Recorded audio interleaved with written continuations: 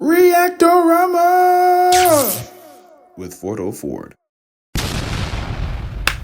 All right, man. Last video for today before I gotta step away. Okay, we're gonna react to 34, the Len Bias Documentary. Shout out to Maryland Athletics for posting the video. He was a college standout at the University of Maryland.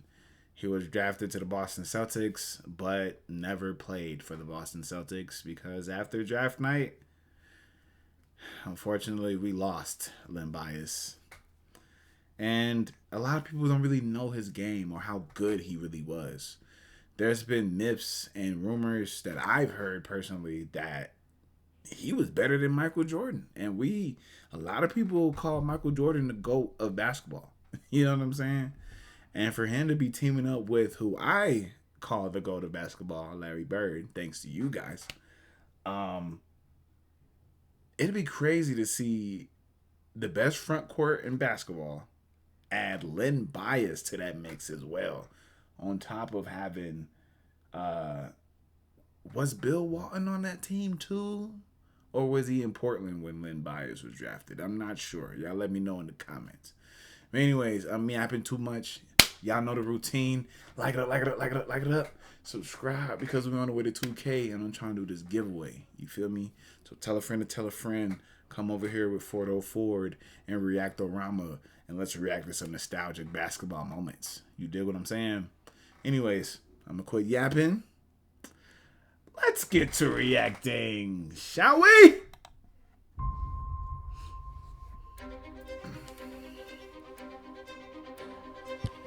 Okay.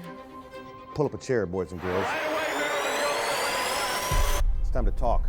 And when I was playing out here, I was a Georgetown Hoya fan, man. So I did not grow up as a Terp fan until I saw Len Bias. About one of the greatest to ever dominate the hard game.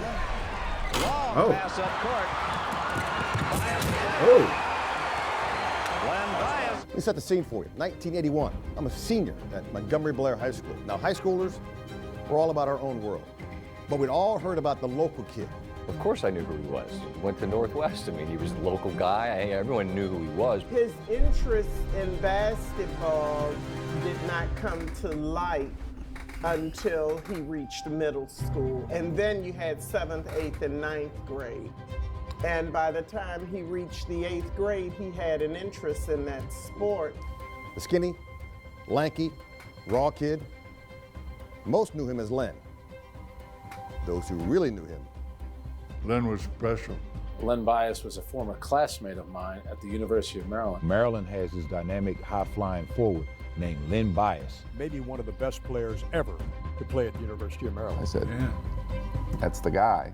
You know, he was unbelievable. Unfortunately for me, wait, I'm sorry. I had to coach against him before. I don't mean to laugh. Why do we have all this Dunkin' Donuts things everywhere, bro? Like, look, I'm gonna move my camera. Like, why do we have Dunkin' Donuts everywhere, bro? This is insane. It was unbelievable. Unfortunately for me, I had to coach against him for 4 years in the ACC. Well, he's a heck of a player. Len Bias was not a great player. He was a transcendent player. He's one of the best players I've ever seen. I was a student here when Leonard was a god on campus, and growing up a Terp fan, he was the guy then and remains my all-time favorite Terp. He was the best damn player. He was the best. Rest in peace, Len Bias, bro. For real.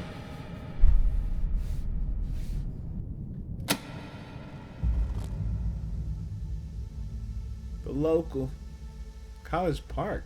The 1980s weren't Georgia? the era of LeBron James and one and dones and high school athletes that were so highly recruited and so well known that there was buzz about them. Nobody knew much about Len Bias. Sports writers knew, coaches knew. I made one recruiting visit to Lenny's high school. And it was a workout. The coach was there, and there were a lot of other coaches there, including Lefty Driesell.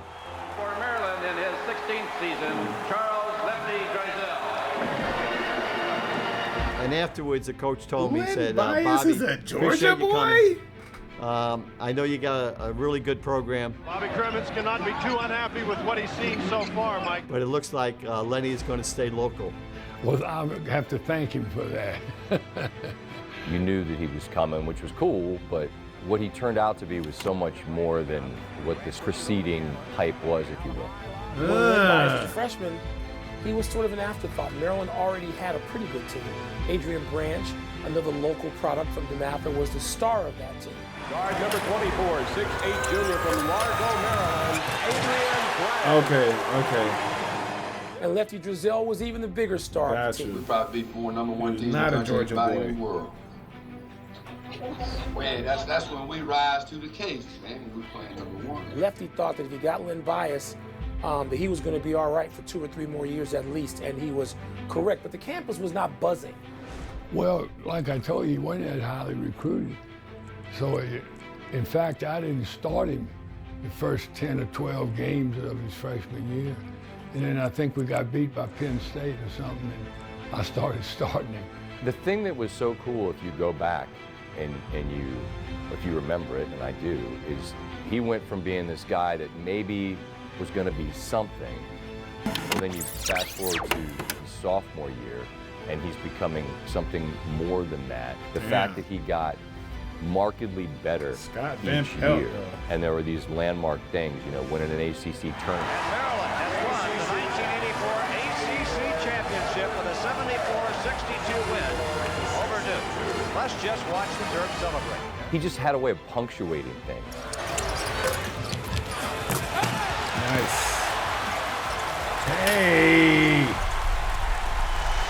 for Maryland at forward, a 6'8", 195-pound senior from Landover, Maryland, number 34, Len Bias. You want credentials? ACC tournament champion, back-to-back ACC Player of the Year honors, consensus All-American. How good was he?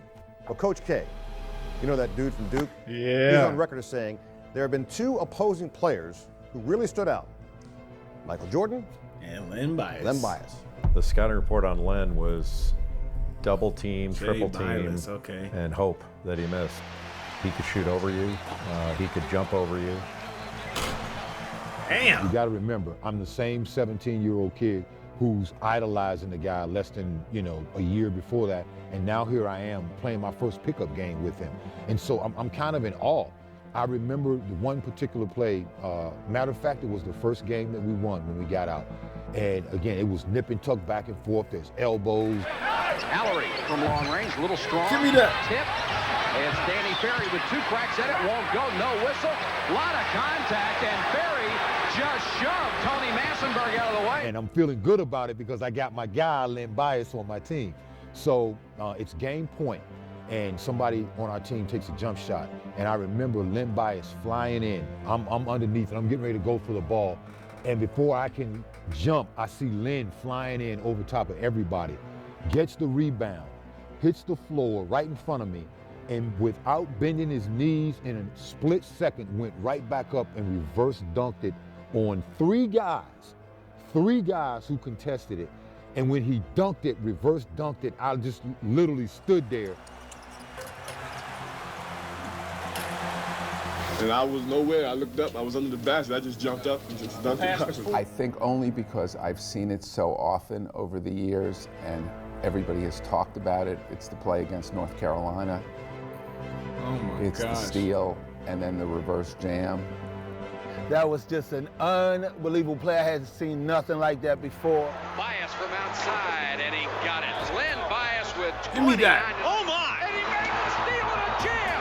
What a play by Bias! Holy cow! He makes what would be a 3 now against Carolina, goes and steals the inbound pass, and reverse dunks on poor Warren Martin's head. Like, that's the thing that comes to mind. But the one I'll remember forever, when he was a senior, he went to U-Hall at Charlottesville, and Olden Polynice blocked his shot, and Bias fell down, slid on his butt, and Polynice went over and barked in his face and waved his finger at him. Well, he shouldn't have done that, because He poked the bear like that. was against It'll be Virginia. Olden Polynice, the 6'11 junior, against the 6'8 senior Len Bias. Maryland with a big lead in this series. And in the last game, Virginia won convincingly. The tip controlled by Jeff Baxter. And the crowd will be in it every time Len Bias touches the ball. Bias has planted that seed and watered it, let it grow, and there's a sequence. Missed the shot, got his own. Give me that! God damn! Slap that! Oh yeah, let me see. I said, can I see? Give me this.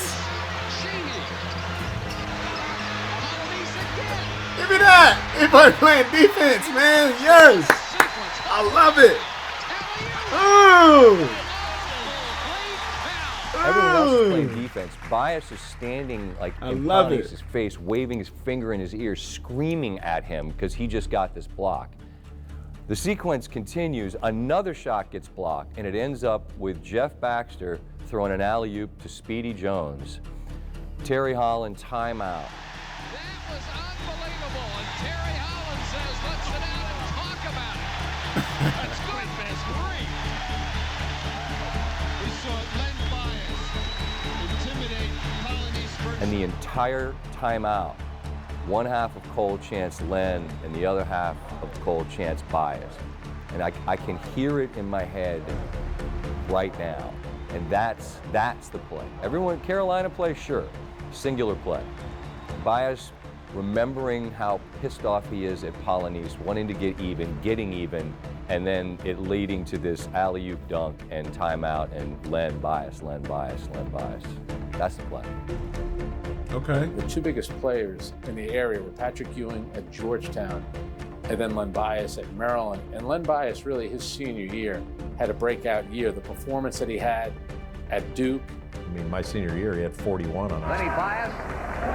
Oh, I thought he was going to dunk some. Oh, my God. I thought he was going to dunk some. Come on, Silas. Get right, brother. The thing that you can't do is play behind the Lenny Bias. Now it goes to the baseline. Bias, and he hit it fading away and on an angle. Bias has displayed simply a virtuoso performance for the Maryland Terrapins.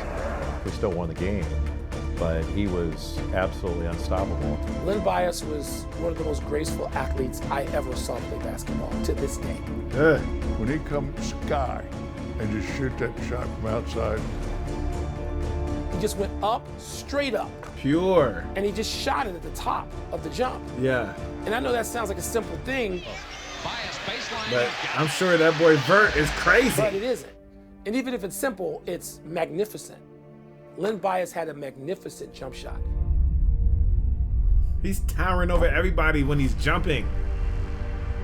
Yeah, when he did a jump shot and Michael Jordan was trying to block it and Michael Jordan got about to his elbow. Such a big ball game. That's He made it. Two of the finest athletes. See him pull that shirt out and just like the man's ready to go. Wait a minute. We call Michael Jordan his airness. And Len Bias, I don't know what nickname he got, but for him to be still unbothered by Michael Jordan reaching his elbow while he's trying to block the shot. That's crazy. That kind of gives me like Kevin Durant vibes. Of course, KD is not as muscular or as strong as Len Bias once was, right? But when we talk about shooting over defenders, that's a pure similarity that I have with those two guys. Based off of what I'm seeing here so far. Just so y'all know.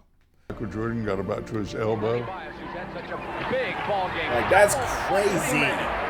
Two of the finest athletes. See him pull that shirt out and just like the man's ready to go. Here he goes. Just turn it up a notch. Bias squares off. And as I just mentioned, it is going to be a physical game. I'm doing a story in Orlando with Tracy McGrady.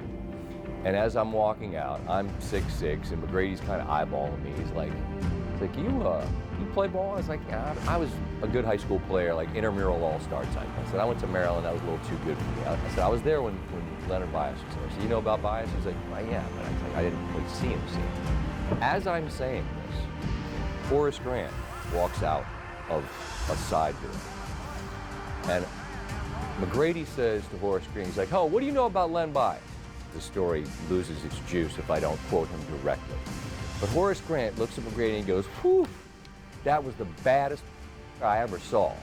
And McGrady goes, "So you played with Jordan?"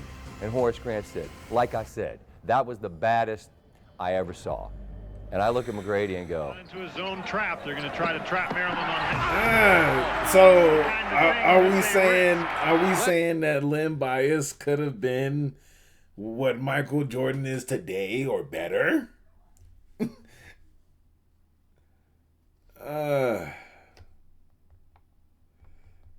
That is insane, bro. That's crazy. And if he didn't pass away and was able to play his career, I got a strong feeling that we would still be talking about and honoring Len Bias for real. Not only for his Maryland days, but for his NBA days as well. I feel like this guy could have been a true pioneer of changing the game of basketball from this particular era. Just like Magic and Larry did, Michael Jordan did, Shaq did, you know what I mean? And now Steph Curry, with everybody chucking up threes now. It's crazy. But to be a notable figure of the game and be a reason of why the game has evolved to what it is, that's a lot of respect and a lot of high praise. Don't y'all think? Bias. He's going to pull the rim down here in a minute. But when he starts for the bucket, the wise players... Damn. The Boston Celtics select Len Bias of the University of Maryland. Yeah! There he is, Len Bias. Len was sitting by his mother. She is here with him. You were with him that night up in New York at Madison Square Garden? No, I wasn't. Oh, you didn't go up there? No, he was with his dad. His dad went with him. I was home with the children. Len Bias had a great career at Maryland. Many people think he may be the I had best. to go lie to mama like that. That's crazy. Commentator say, "Yeah, mom's in the crowd." Mom's like, "Hell no, I was not there." His mother, she is here with him. You were with him that night up in New York at Madison Square Garden? No, I wasn't. Oh, you didn't go up there? What are we doing here, guys? His dad went with him. I was home with the... Who was the commentator that made that announcement? Yeah, his mother, she's here with him. I hope his ass got tossed after that game or after that draft night, because what? Children. Len Bias had a great career at Maryland. Many people think he may be the best athlete in the draft. I'll tell you, this is a great kid. Red. As a matter of fact, you know, Larry Bird said that if we draft Bias, he's going to come up to the rookie camp. That's right. He was very, very high on Bias, as Casey was, and Jimmy, and the owners, you know, Alan Cohn and Don Gaston. They're all high on him, and he's the guy we wanted, and we got him. Yeah. The temperature in the room always changes at this point of the story. Yeah, I'm in the NBA now. I've got drafted, so now my dream has come true. Now I have to do is Take my hat off too. Pay my respect set some too. more goals. At the time, I was an intern at Channel 9, helping the news department cover Lenny's end, when it felt like we had just seen his beginning. It was awful. It was tragic. Len Bias, star forward from the University of Maryland basketball team, is now dead. But it also was a lesson. Damn. In a community sense, this was someone whose promise seemed guaranteed. And you wanted to watch it, you wanted to follow it, you wanted to be consumed by it. And yes, we remember exactly where we were and what we were doing when we found out he was not with us any longer.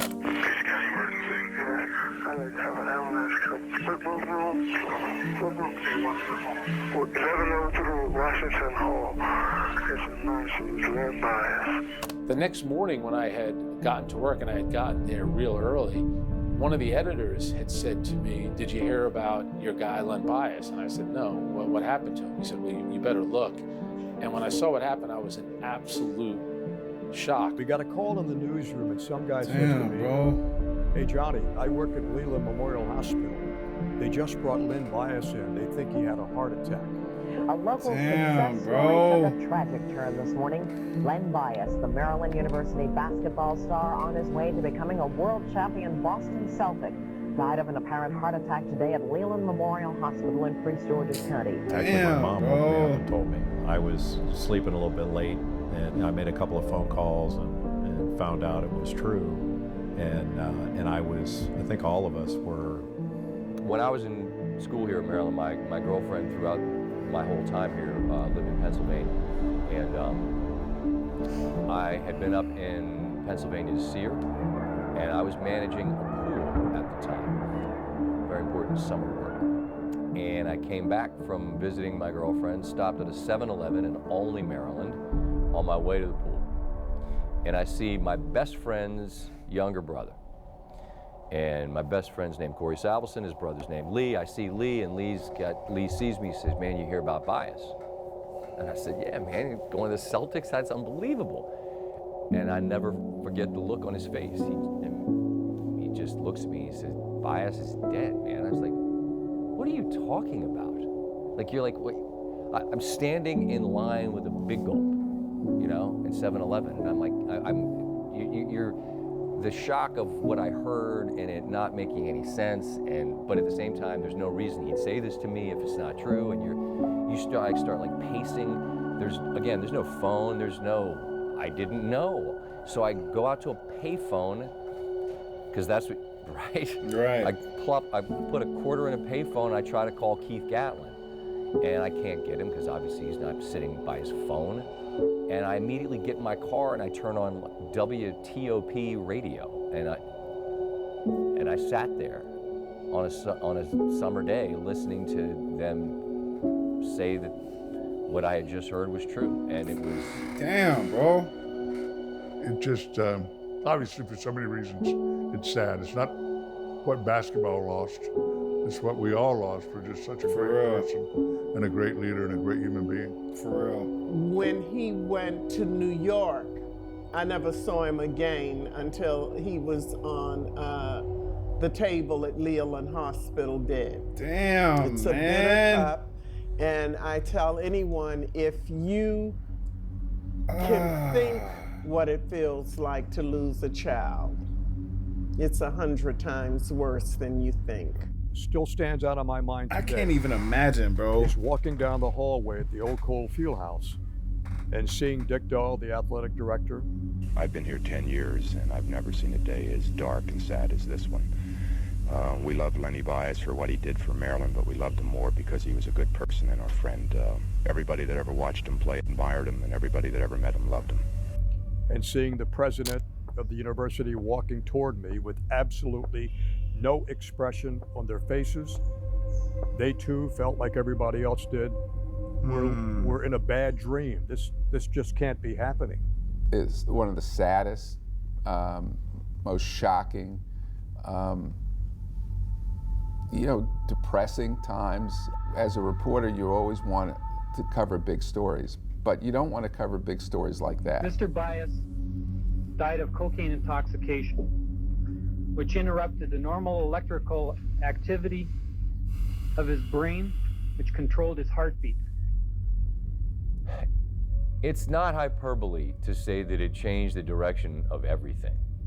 It was a weird time in the 80s because not long after that, Don Rogers, the football player, died of the same thing. Oh yeah, and that led to I forgot about action by Congress. The Anti-Drug Abuse Act of 1986, which was a bipartisan piece of legislation. As a matter of fact, our current president voted for it. It was something that was even referred to as Len Bias's law by some. And it established mandatory minimum sentencing, which is really what caused, particularly in the federal system, mass incarceration. The American people want their government to get tough and to go on the offensive. And that's exactly what we intend. It's about the lessons learned in the mid to late 1980s with drugs in America. This was not a basketball problem per se. This was not a sports problem. This was a societal problem. This was a cultural problem. It was a national problem.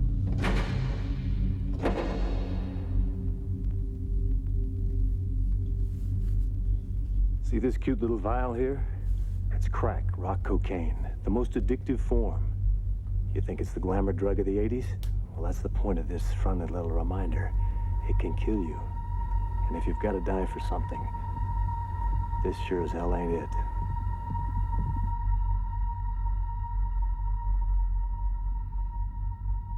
I don't even know how you quantify it. And even now, I think about his family and what they went through, and then what they went through afterwards. He was the best brother that I think ever in the whole world. The best brother. Anything that he wanted done, anything that you needed, he jumped right on it. Always on top of the job. I always think about his mom and everything that she went through, because she ended up losing another son. He was a gunshot victim. So here you have two sons, one lost to drugs, the other one shot to death, and just her strength and what she's done with her life in the wake of these two tragedies. You want to talk perseverance? Damn, endurance? bro. I'll never forget when Dr. Bias stopped us all in our tracks. She was talking about her son Lenny, and then she paused and looked up at the ceiling. I thought I'd said something wrong. Then she said the following: "You know, chick, I can't express to you the feeling of burying one son while standing on the other son's grave." They should have had longer lives, but because Man, this of is the tough, hardships of life and the crises and the suddenlies that come in life, we took lemons and made lemonade with the help of God. It was sour, it was stinky, it was nasty. We didn't like any of it, but God gave us the strength to endure. I really don't know if I'm up to this, but I guess Leonard would want me to say something. I've known Leonard since he was in about the 6th grade. He's like a son to me, so I think you can appreciate the difficulty of the way I feel right now. He was just a super individual.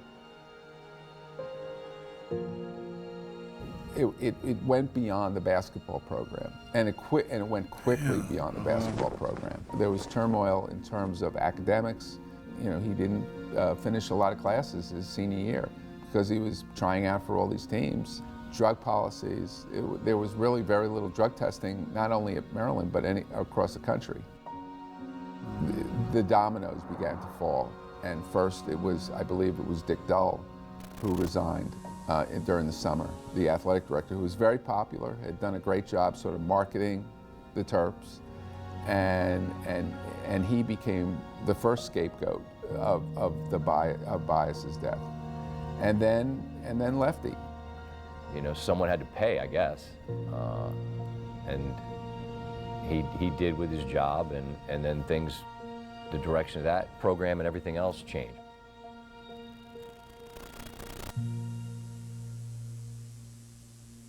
Sometimes I get questions about the book that Walt and I wrote, Lessons from Lenny, and people say, well, why did you write that book? And there were two goals that Walt and I had in mind.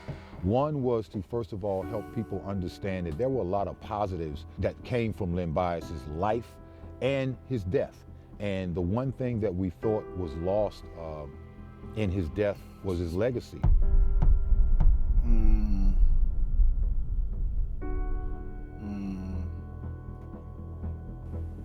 I remember Lenny's smile. That big ass smile when he was out there, and that deep voice. When I first did interviews with him when he came out of Northwestern High School. Damn, man. He was not a good interview. Very, very quiet, very tough to get anything out of him. And then as he got more comfortable his sophomore and junior year, he became one of the best interviews on the team. But it was not about him. He always made a point. I would bring up something, hey, you had 35 against Carolina in the Dean Dome. That's the first loss they ever had in North Carolina. He wanted to talk about pass from Keith Gatlin. Got it and laid it in, and North Carolina has been upset by the He didn't want to talk about himself. Dean Smith shaking Lefty's hand. So Maryland upsets North Carolina in overtime. The first loss here in the Student Activity Center named after Dean Smith. The final 77-72. We'll be back in a minute on the Maryland Basketball Network. And I remember how he was all team and not about him. We wanted to play confident, we practiced hard. We got the open shots that we wanted when we were in practice, so we just drilled on it. It seemed like it came like clockwork today. Gatlin told me a great story. They're playing at NC State, and they're wearing like yellow jerseys, I want to say it was. But he's sweating so much during this game, and it's in Reynolds Coliseum, old NC State building. And the paint that's in the jersey and his sweat, it's like the color of the jersey is coming down his gigantic biceps. Damn. And Lefty looks at Leonard and says, "Look at Leonard. Leonard is a warrior. Give the ball to Leonard." I don't know if I said that now. I might have, because I used to brag on him all the time, because anytime we ran suicides or something, or sprints, he came in first. And he was in great shape and, you know, a wonderful young man.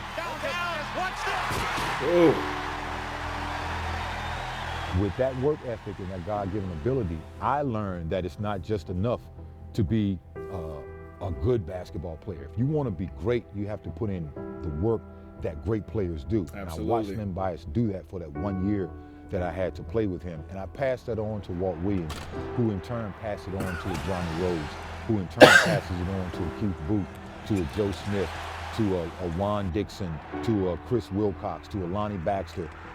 When we used to come out here and play on these blacktops, before the game would start, a number of us would yell out who we were going to pretend to be that day. And most oftentimes I would get a chance to be Len Bias. That meant something to me. And so I wanted the kids in this neighborhood, in my community, I wanted them to come out here and play the game and pretend like they were me, you know, like I did Len Bias. And so I felt like the only way that I could be Len Bias, man, was to follow in his footsteps and come to the University of Maryland.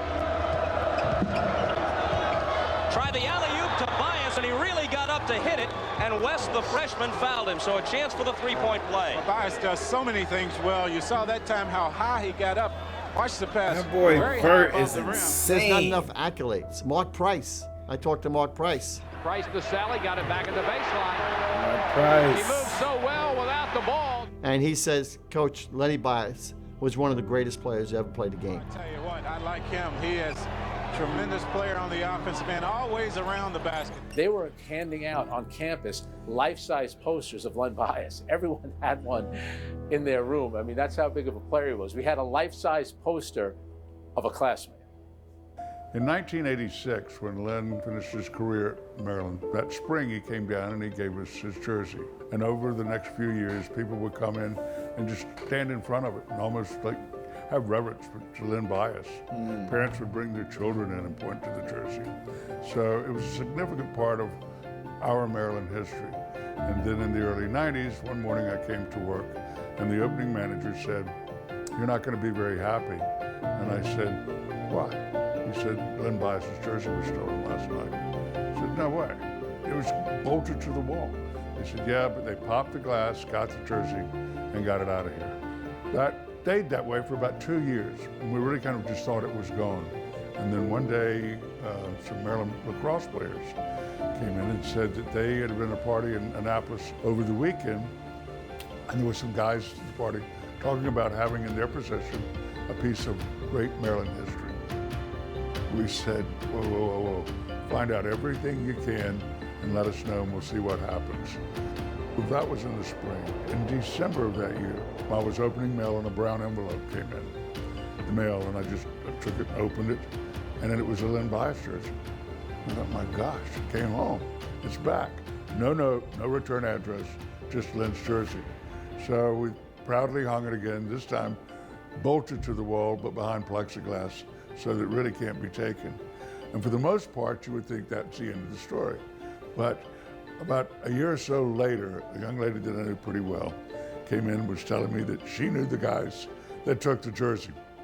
And said they took it and they each took turns hanging it in their house or on their walls, but the one that had it had tremendous bad luck. So finally they decided it was the curse of the Bias jersey, so they sent it back, and now we happily have it. It's been a blessing for us. It was every game he did something that we had never seen before. Say, I don't believe what I just saw. And he'd do it game after game. Amazed us. You know, when you saw Len Bias and you tried to square that somebody once said and wrote, all men are created equal. All men are created equal. When you saw Len Bias, you know, not all men are created equal. He was created better. Yeah, I mean, he was something else. You just look like a kid in a superhero's body. I mean, I don't know. It's not one thing. It's everything. It's what he looked like. It's how he played. It's how he played made you as a Maryland fan feel. It's how crushing it was that it ended. You know, like what will I remember about Leonard Bias? I'll remember everything, and I'll remember all of it as long as I live. So when people ask who was Len Bias, that's easy. Local kid turned legend who left us with what could have been. But as his mother told us time and time again, he did more in his passing than, well, you know. Frosty, much love, we miss you, and Terp Nation, damn proud in your induction Frosty into the Collegiate Basketball Hall of Fame.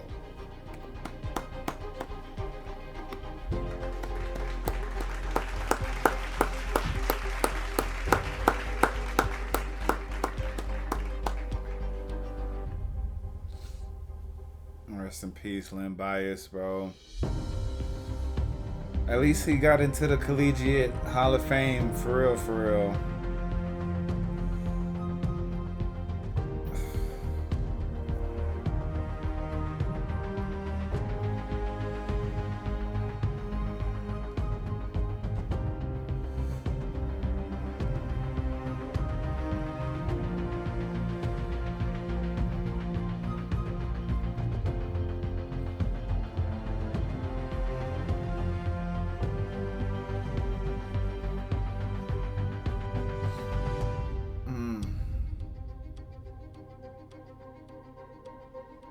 Man, I'm kind of stuck, bro. I'm kind of stuck. I'm not even gonna lie. This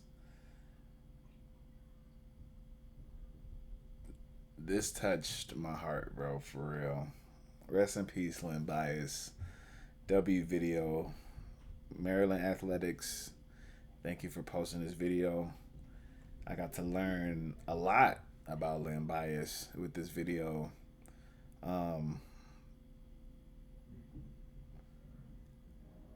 To anybody that's a parent out there, man, make sure that you tell your children you love them, bro. Because no parent should have to bury their child. That never sits right with me personally. And I'm not even like a dad for real, you know? Like, I'm a stepfather, but I'm not a real dad. I don't have any biological children of my own. But still, bro, no parent should ever have to bury their child, bro. But I'm not God. I don't make decisions for people. I don't dictate when people are born or when they pass on. But another thing, man, leave these drugs alone, people. Leave it alone. I know the 80s had a huge epidemic with the drugs, right? Huge. Everybody was coked out, no matter if it was sports, Soul Train, you name it. Everybody was on that powder. And I really hope that people can look at a story like Len Bias. The other guy, the football player, I forget his name off the top of my head right now, but that football player, he also passed away from the same thing Len passed away from, drugs. Stop playing with y'all noses, man. Leave that stuff alone, bro. For real. It is not cool to be doing that, especially as an athlete. Like, I just feel like that's not the way to go as an athlete, you know. But anyways, I'm rambling. I'm yapping a little too much. W video.